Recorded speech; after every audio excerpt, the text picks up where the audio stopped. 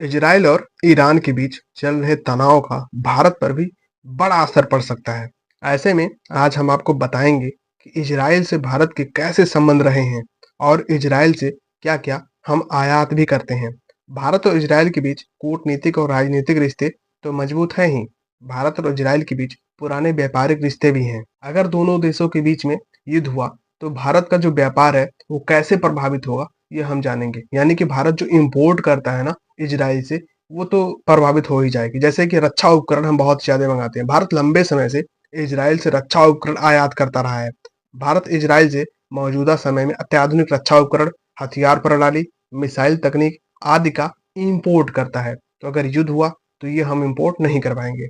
दूसरा है कृषि तकनीक और उपकरण।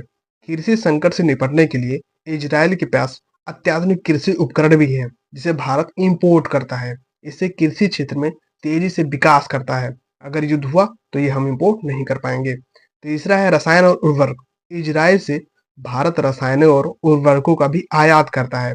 ये रसायन और उर्वरक कृषि की उत्पादकता को बढ़ाने में लाभकारी माने जाते हैं। चौथा है हीरा। इजराइल एक हीरा निर्यातक देश है।